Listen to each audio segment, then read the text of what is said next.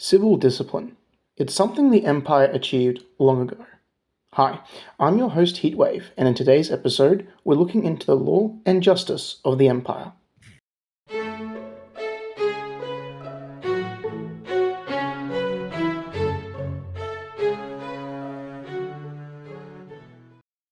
I declare that upon the visage of the throne, that I shall uphold the great 14.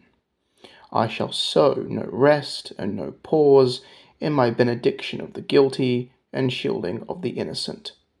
I shall show no bias, no contempt, and hold my kin to the judgment of the law. Welcome back to the Wings of Fire spin-off series, Empire of Pareena. In today's episode, we'll be exploring the Empire's justice system, laws, and those who enforce them. Dragons are naturally violent, territorial, and like lots of shiny things. Upon the ending of the War of Unification, the new Imperial Parliament put forward two documents. These founding papers would shape and define the expectations, goals, and progression of the Empire. Now, the history of law and order in Pareena before the Empire shows that punishment was down to which kingdom or rulership a dragon was in. Under the tyrant of the Mojave, execution was most favoured, while in the wet spring rainforest, exile from a social group was their way of dealing with civil disobedience. Penned in the second PUW by the first Empress, created four founding and guiding principles of the Empire. The principles were a promise from her parliament, designed to guide in what direction a dragon should strive to achieve, for the betterment of themselves or their kin. In 144, to honor the first Empress, the imperial seal was created depicting Empress Ocean holding aloft the four principles in each talon. The seal would be used as the official symbol of the Empire. The four principles are as follows. The sword. To uphold the sword is to defend the land, property, and kin of the Empire from harm. Typically, those who enlist into the Imperial Army are said to be upholding the sword. It represents defense, courage, and sacrifice. The quill. To uphold the quill is to be ever recording the deeds and achievements of those who have come, to preserve their memories for the next generation. The quill encourages that everything, no matter how minor, should be recorded and documented. This is more common among military personnel, actually.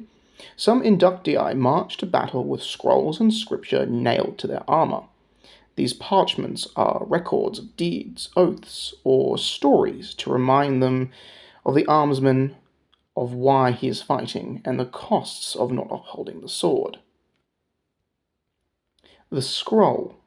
To uphold the scroll is to uphold the common laws of the Empire, to follow them and respect them. It's every dragon's duty to uphold the laws. And finally, the cog. To uphold the cog is to be ever striving to achieve new things, especially if they improve the life and liberty of one's kin. The cog represents new technology and how it can grow further. In later 2 PWU, the commands were formed. The commands are better known as common law or civil law. These laws set the social standard among the Empire, along with protecting the vulnerable and prosecuting the corrupt. To break a command is the worst fate for a dragon. The commands, as written. Command 1. All dragons have the duty to uphold the commands and strive to uphold the principles. This means it's everyone's duty to follow the law and strive for excellence. Command 2. All dragons are created equal to their kins, no matter the winglet, or be of hybrid nature. They are entitled to the commands. Discrimination is frowned upon in the Empire. Only through the unification of all dragons can the Empire even exist. Diversity in dragons brings new perspectives and insights. Command 3. All dragons have the right to run for office, local, segmented, and council positions, with a turnover rate of every 4 cycles. All dragons have the right to vote. Fair elections are held across the empire. Anyone can run, but they must promote themselves. The government does not fund them. Command 4. All dragons have the right to defend their name against prosecution and will be judged by a party of their kin. If accused of a crime, a dragon may defend his name and innocence in whatever way he can. This is done to a party of his peers who will render the final judgment. Command 5. All dragons have the right to life, the right to live and live long. To dismiss this command will result in severe punishment.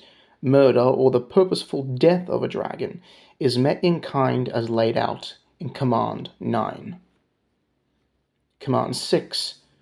All dragons have the right to own and claim in appropriate and lawful means property and belongings. To thieve from your kin is to thieve from the empire and will be met with severe punishment. Command 7. All females have the right to respect, life, property, and belongings. They are the future of our kind. To disrespect them is to disrespect the empire and will be met with severe punishment. While it takes 2 to make a dragonette, females are held at a higher regard. This may be from some sort of chivalry among males. Command 8. All dragonettes, aged from hatchling to 9 cycles, have the right to respect life, property, and belongings. They are the future of our kind. To disrespect them is to disrespect the empire, and will be met with severe punishment. Dragonettes are young and vulnerable, thus offering them a great deal of protective laws. Command 9.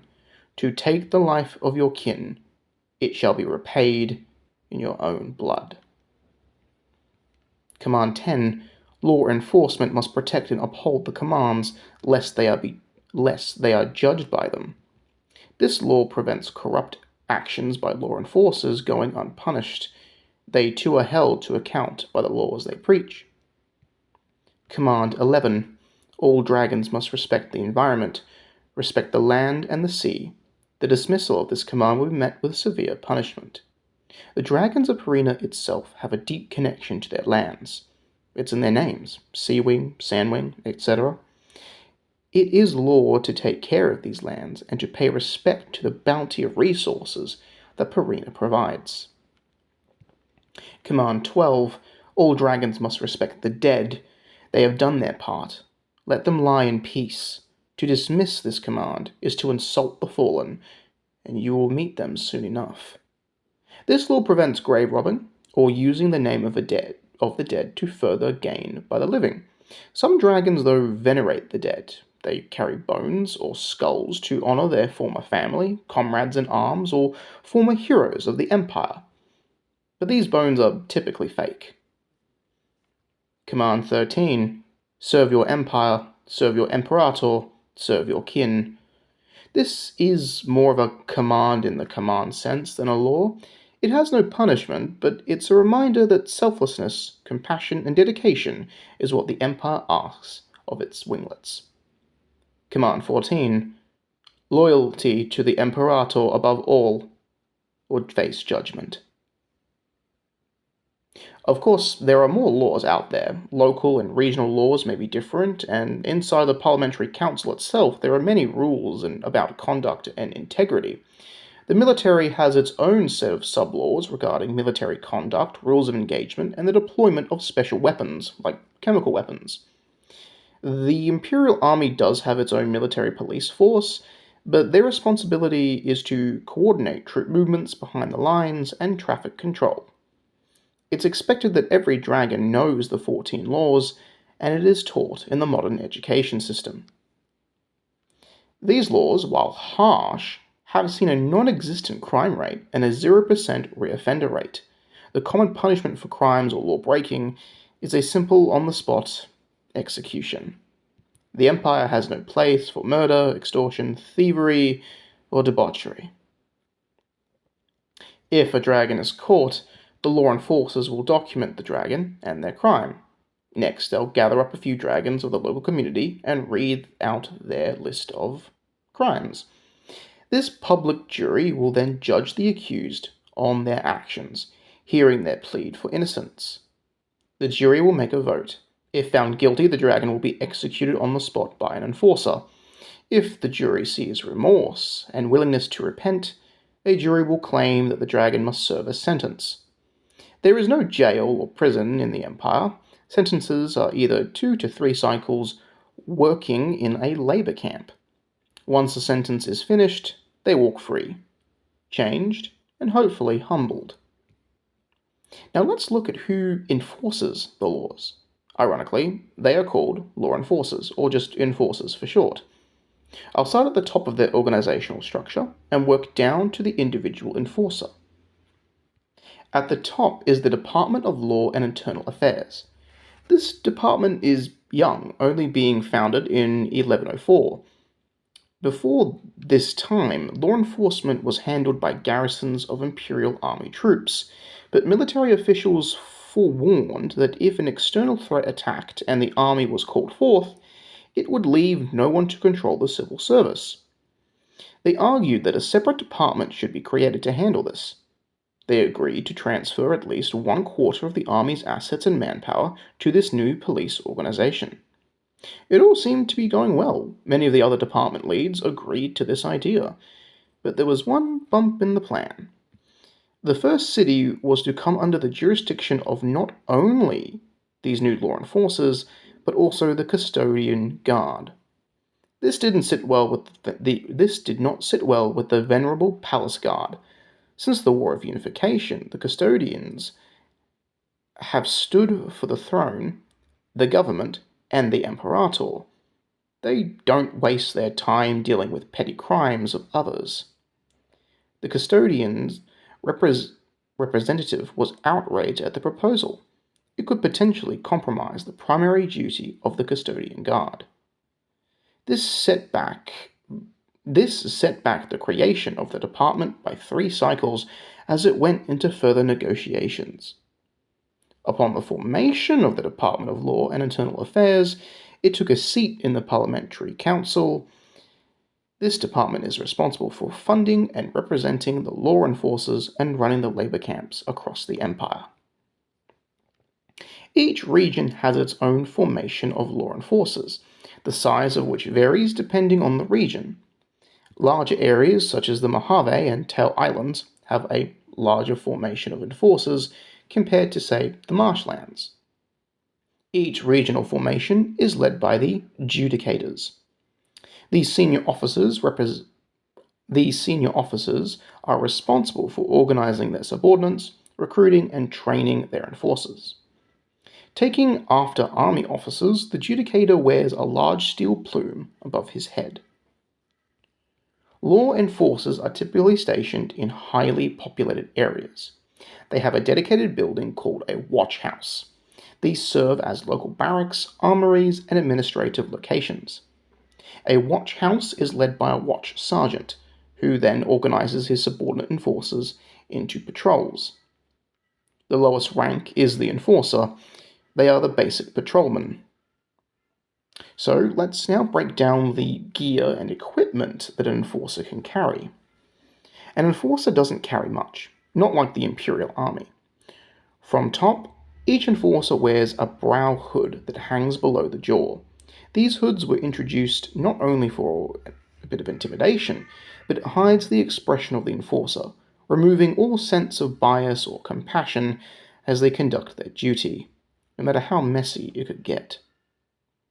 On the chest mounts a small steel breastplate. It's not thick, nor does it cover the whole chest. It's more of a uniform item than actual armor. Mounted to the chest is a baton club used in riot suppression, not that it's used much. Made of wood, it's handy for bonking the unruly delinquent. Running along the back is a free-floating bakama. This bakama is used to identify the watch house the enforcer belongs to. The bakama is similar to the one worn by the army inductii, but is slightly longer.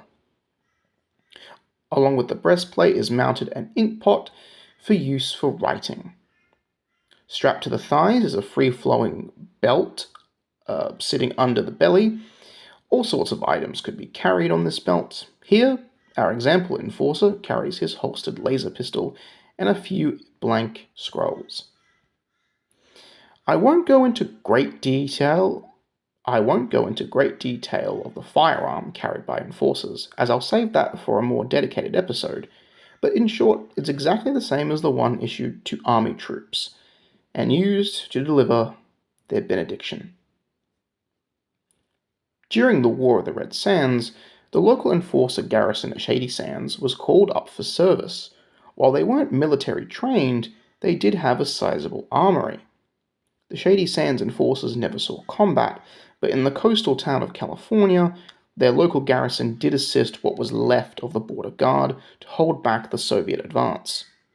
After the first cycle of the war, they returned to their original duties. Thanks for listening. If you enjoyed this episode, why don't you consider leaving a like and a comment and staying tuned for more, or checking out the channel for some of our other episodes. This is Heatwave, signing off.